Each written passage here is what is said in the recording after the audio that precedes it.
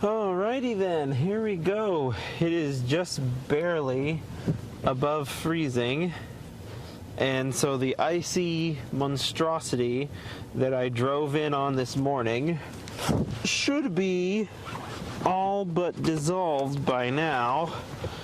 It was an interesting day. We had the chance to have one of those all hands on deck community moments, but we wound up not having one, or not needing me to be there for one to happen. And so that was kind of anticlimactic, but it was still very much so a day. A lot of call-outs today because of the bad weather, of course, but a lot of people were experiencing staff shortages, so the workload in general was much smaller than it normally would be. So that helped out. My boss didn't even attempt to come in, and I was like, is that an option? Like, can I just stay home when I feel like staying home? Because I'll do that, you know? But whatever. He just texted me and he was like, are you on site? And I was like, yeah. And then later on in a meeting, I realized that he was not. And I was like, lame. But I guess that's the benefit of moving up in the world, is you get to do those things. But I've moved pretty far up in my world too. And I'm like, when do I start getting those sorts of privileges? My concern is that if I do that, I'll get used to that and I'll want to do that more often. And so I should really probably stay away from the whole trying to work from home thing, just because if I get used to it, or if I start to like it, then I'll want to do it all the time, and that's not feasible in my line of work. It would be nice, and you can get away with it every now and again because there's enough work from home stuff to warrant that, but there's not enough to be like, oh my gosh, I need to figure out what's going on here. So at any rate, that was the morning that we walked into, but we made it work and we got it done. And I was actually pretty proud of the turnout that we had, and the fact that we were able to get stuff turned and burned and taken care of. So yeah, right now it's just slush. It looks like it just rained. Like, it looks like a rainy day. It doesn't look snowy and icy at all. I'm interested to see the aftermath of the ice storm, because sometimes there's just cars strung about all over the place. And not that I wish anyone harm or anything, but it is kind of wild to see and be like, wow, that could have been me, but it wasn't. So that always feels good to know that I survived yet another ice storm. Yet another ice storm in my trusty Hyundai Accent. You guys have no idea what I drive, but I drive it every day, and I talk to you guys inside my car, and I feel like my car should be more a cast member of this show. So yes, this episode will be the first episode where I officially tell you guys what I drive. And yeah, itty bitty 2016 Hyundai Accent. Bought it brand new in cash, and it has been awesome through and through. When I became an adult, or was becoming an adult, when I was looking to graduate from high school, I sat my parents down. I asked them, I said, what are the two largest payments that the average adult would accrue? Because my goal at the time, and still presently was or is to live a financially independent life, a life where finances are not constantly looming over my head. I don't want to be rich, but I don't want to ever have to worry about money either. And in a multitude of ways, I've already accomplished that, but as I've discussed in other videos, my goals are an ever-moving thing. And so even though in some facets of reality I have accomplished that, there's also a lot of things saying that I have not, or at least not to the fullest extent that I might want to. So at any rate, sat them down. I said, okay, with this goal in mind, to live a financially independent life, what are the two highest payments that the average adult has? And they responded with a mortgage and a car payment. And so I said, okay, so I need to seek out ways to attack a mortgage and a car payment. The smaller and more possible of the two would be car payment. So from that point on, I started stashing money away for my first car. And well, technically my first car was a graduation present from my parents. They bought me a 97 Buick Celebrity. No, is that? Century. 97 Buick Century. And I remember I loved the thing because it had a cassette player in it. And I love listening to cassettes while driving. I don't know why, it just feels like the way that cassettes are meant to be listened to. So at any rate, that little guy barely lasted me through college, like maybe a year or so. Something was wrong with it. I don't know what. My dad could have told you, but enough things wrong with it that it didn't warrant us buying a whole nother, or trying to fix it. You ought as well just buy a whole nother car at that point. And so I started driving my dad's old van, and I continued to save up for a car, and I was dead set on buying a Dodge Dart, actually. I really, really wanted a Dodge Dart. I like Dodges. My dad's van was a Dodge, and it was a reliable car. So I was like, that's what I'm going to get. I'm going to get a Dart. And I can remember my dad at the time was like, well, you know, you should really try and shop around and see if there's any other cars out there that you want, because you haven't even driven any of these cars. So you don't know what you do or don't want. And so pick out some cars and see how they treat you. And me, being my teenaged, now freshly adult self, was like, okay, whatever, Dad, I'll entertain you and I'll try out these cars, but I already know that I want the Dodge Dart. And so I picked out 3 cars: the Dodge Dart, the Hyundai Accent, and the Nissan Versa, I believe. And so the Nissan was the cheapest, then the Hyundai, and then the Dart, which was the most expensive. And so we tried the Versa first, and the Versa was as cheap as it feels like it should have been. It didn't feel like much of a car at all. The blinkers didn't work when I was test driving it. And mind you, this was a brand new car. Like, all the cars that I test drove were brand new cars, and the blinkers did not work. And I was like, this just feels cheap. I'm not sure that I want this. And so then we moved on to the Hyundai Accent. And for starters, the salesman who we were working with was outstanding. He was a really good guy. He really seemed like enthusiastic to sell it, and obviously, like every salesman, that's what they're enthusiastic about, but he seemed enthusiastic in a genuine way.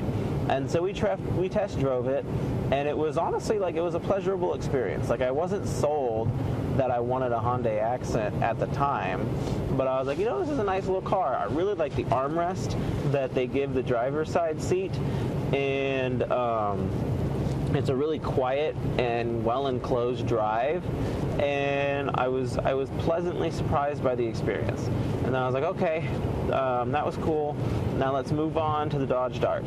Well, the Dodge Dart, they, for starters, did not have one on the Dodge lot, and so they had to go to some outsourced lot to go and get it. And the salesman almost felt irritated that he had to go out of his way to get this car for us. And I was like, bro, like, do you want to sell the car or not? Like, we're here to test drive this car, and you're like acting like I'm telling you to go walk to Germany and get it. And so he was all in a mood about that. And then so he brings the Dodge Dart over, and we test drive it, and still the salesman's kind of a grumphead the whole time. And I mean, it was a fine enough drive. It wasn't like I was like, oh my gosh, blown away.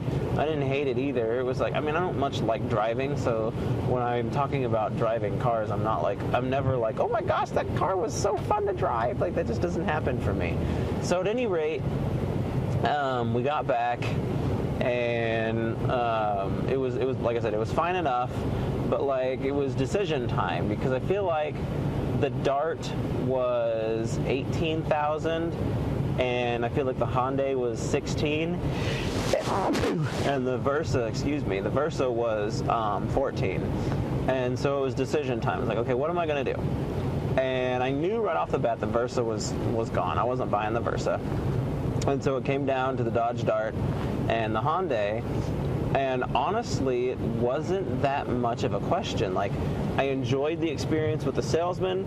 I enjoyed driving the car. It was less money than the Dart. And so I was like, everything about this points towards me buying this car. And so it was decided that was the car that I was going to buy.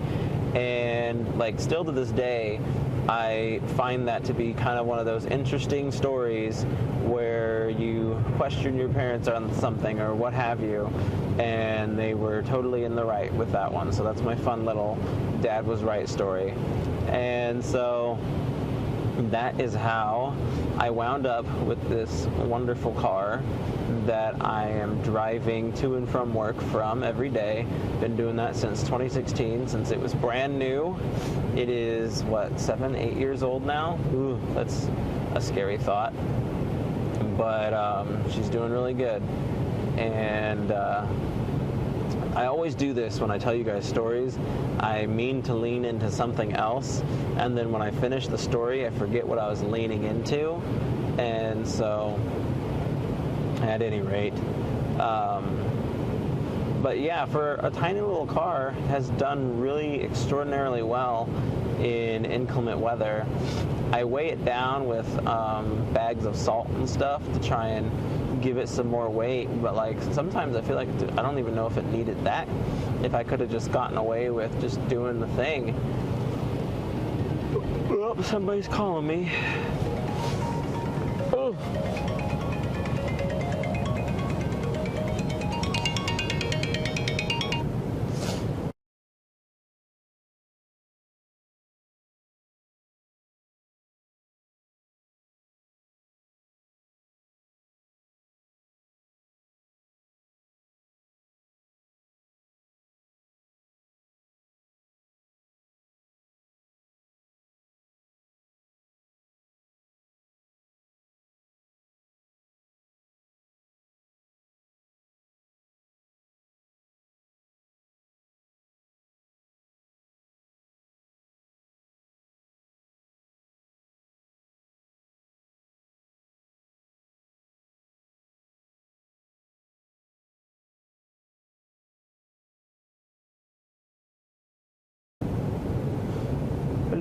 Two 59585. Come on, phone. Will you please? These phones have auto rotate on them. There you go. And it just wants to stay in landscape mode. I shouldn't be doing all this while I'm driving anyway. My mom's watching. She's gonna give me an earful about this one.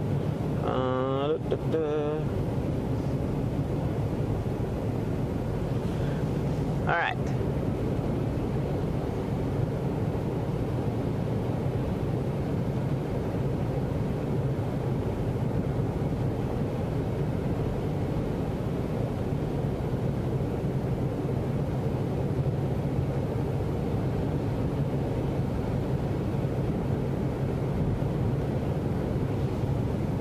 Well, interesting. Somebody is not at work that should be at work, and we haven't heard anything about them not being at work, and so now I gotta try and figure out where they are.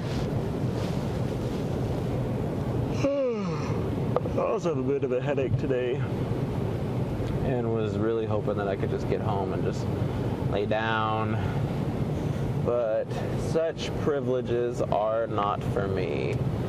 I don't know if this individual thought that they had the day off or what, but I don't remember discussing that with them. So hopefully they're not stranded on the road somewhere due to how yucky the roads were. but like she's due in the evening time, so I feel like she would have been missed at home before that, because the roads really aren't horrendous right now. I don't know what she drives, but we'll figure it out. That's just part of the work drama that we get to deal with, trying to figure out where people are, where people aren't, all that fun stuff. Hungry. I have enough soup in the house to make and eat, but I also need to buy something else to make for the week. The soup was good, but it was, hey, I think that was the first person I found off the road. Now that I was gonna point those out as I saw them, and I didn't see hardly very any, but that was the first. At any rate, I made this soup and it was good, but I'm kind of over it now, and so hopefully I can think of something else to make that is going to be good enough to get me through. I don't know if I need to get through the 31st or through the 26th. I'm guessing I probably have to make it through the 31st. It's like, oh, this has just been a long week or a long month without any sort of money coming in. Getting paid monthly is not fun. And so hopefully I can correct that. I don't know how, but I'll find a way. I got pretty serious with Instagram content, and some of my Instagram content has done pretty well, I guess. I uploaded 2 videos today. Somebody gave me advice that was like advice that made sense to me. And they said, try to find audio that has over 1 million followers on the original audio, but less than 5,000 reels attached to it. Because that means it's trending audio and not too many people are using it yet. So there's a chance that you could hop on that trend and blow up too. And so I grabbed some audio like that. And hopefully I can get some traction there. It was refreshing to feel re-energized to do work in that field, because I have been feeling pretty off for a while, and I think like the entire time I got back from vacation, and ever since then I just had been off the oops, there's a call.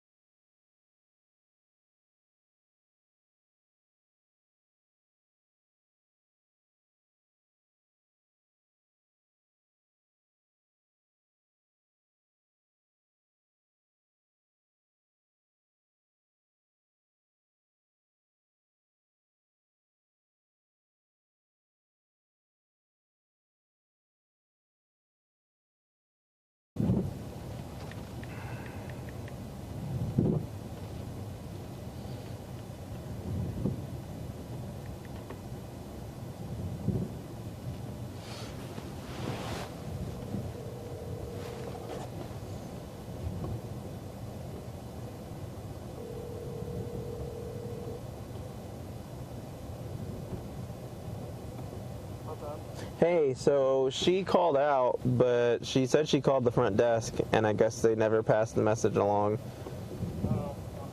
Yeah, so looks like it's just Jordan and Macy then, I think. 'Cause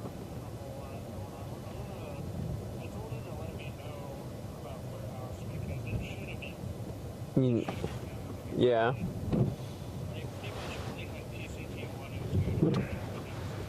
Yeah. Right. And so they should have had time enough to get it wrapped up and done. Right, right.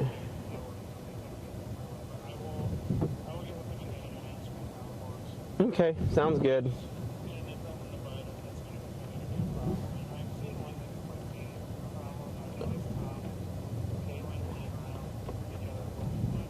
Uh-huh. Right. I was like, I don't mind if you all hang around and help each other out, that's fine, but like we have work that needs to be done. So, okay. All right then. Very good. Yep, have a good night. Bye. Gotta get some gas. I do not like driving on low gas in inclement weather like this. So that is where we are. And I'm gonna leave my mic on me because I think that'll be cool. Ooh. Ooh.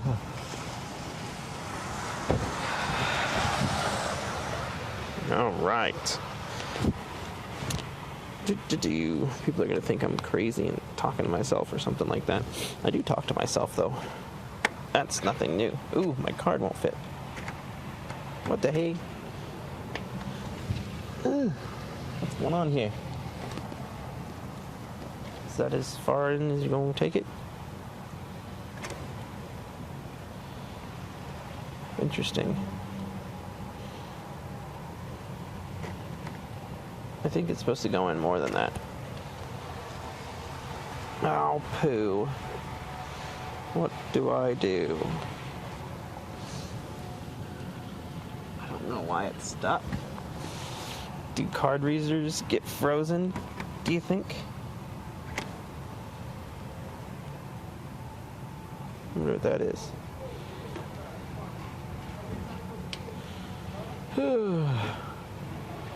Insert, tap card, or remove nozzle and pay inside.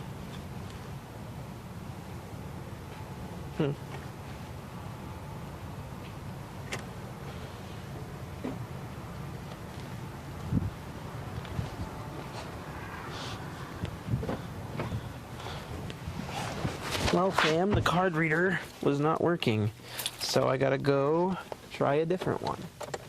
This is going to be a long recording, and it's just going to be me talking to people and trying to get my car some gas. But it's okay, because I need gas, and people need to be talked to, or need to have talking done to them. One or the other. Doesn't matter to me. Talking, doing things, whatever it may be. All right, let's try this again.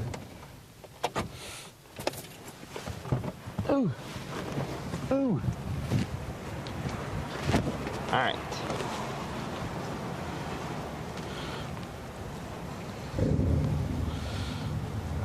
Oy. Oh, that one went in. That one went all the way in. I have no idea what was wrong with that other one.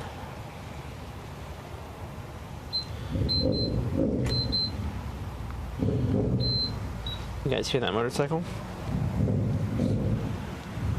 I can hear it.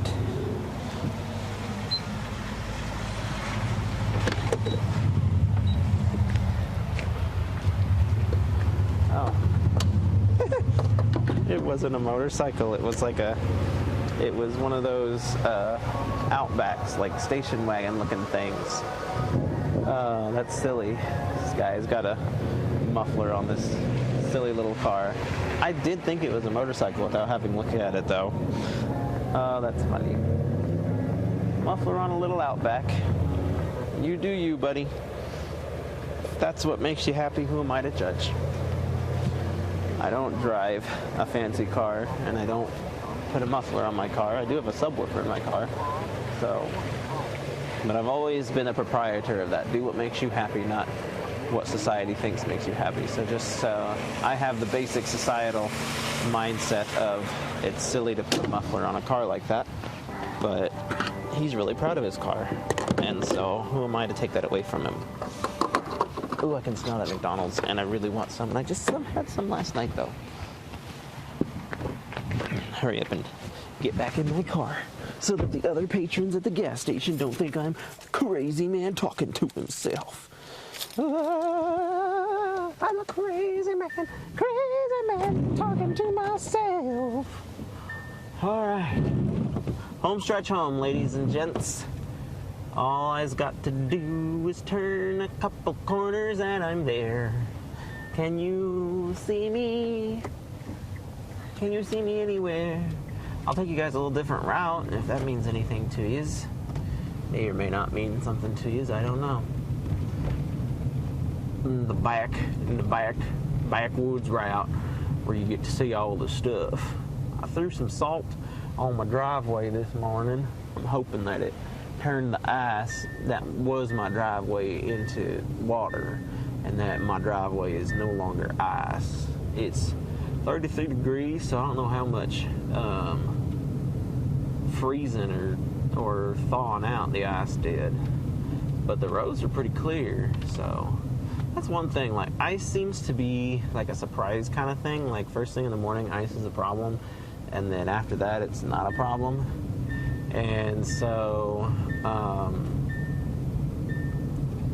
I don't know. Where was I going with that? Oh, it seems like it must be easier to treat the roads if they're icy than it would be to treat them if they are snowy. But maybe I'm just mistaken there. A lot of people say they prefer snowy roads over icy roads. I don't know that I like either of them. Definitely the snowy road today was, or not the snowy, the icy road today still felt not as bad as the snowy road we had that other day. But I made it to work every time, so that's what it's about. I gotta get me a higher up on the food chain job, and I can just stay at home and no one asks me why. You just do it. I wonder sometimes, like, what would have my bosses said if I told them I was staying home or that I couldn't make it in? Like, what would he have done? What would he have said? And like, oh, okay, that's fine. Or would he be all disappointed? I don't know.